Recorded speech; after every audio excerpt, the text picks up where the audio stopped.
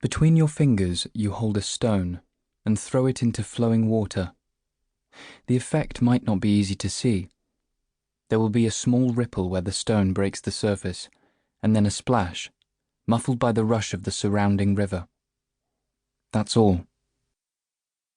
Throw a stone into a lake. The effect will be not only visible but also far more lasting. The stone will disrupt the still waters. A circle will form where the stone hit the water, and in a flash that circle will multiply into another, then another. Before long, the ripples caused by one plop will expand until they can be felt everywhere along the mirrored surface of the water. Only when the circles reach the shore will they stop and die out.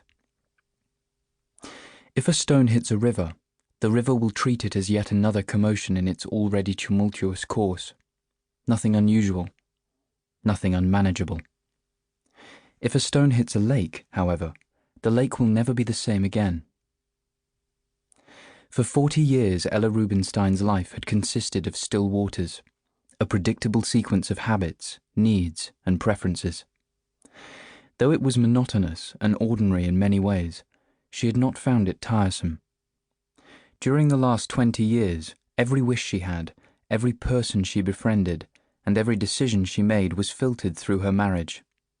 Her husband, David, was a successful dentist who worked hard and made a lot of money. She had always known that they did not connect on any deep level, but connecting emotionally need not be a priority on a married couple's list, she thought, especially for a man and a woman who had been married for so long. There were more important things than passion and love in a marriage, such as understanding, affection, compassion, and that most godlike act a person could perform, forgiveness. Love was secondary to any of these. Unless, that is, one lived in novels or romantic movies, where the protagonists were always larger than life, and their love nothing short of legend. Ella's children topped her list of priorities.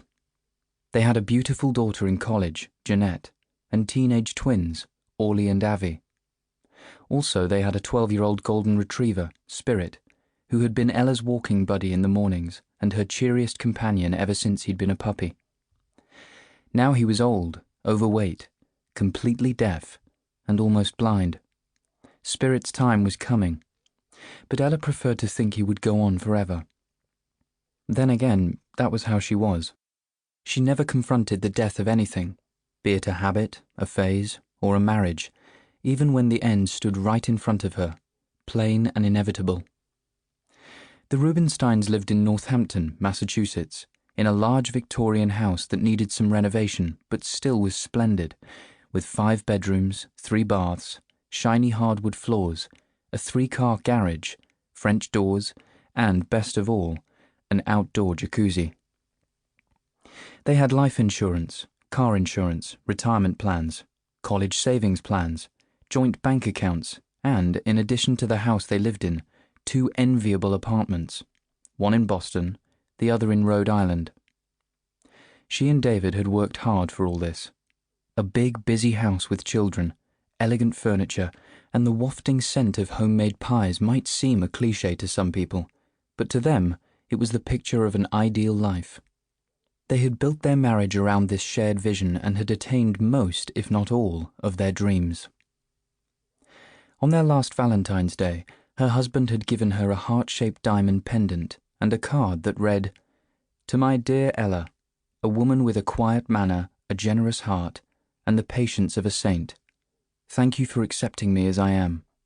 Thank you for being my wife. Yours, David."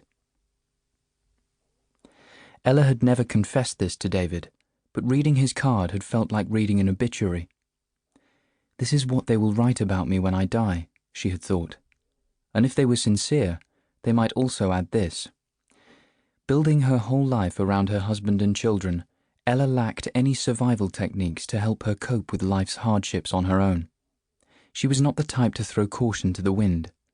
Even changing her daily coffee brand was a major effort.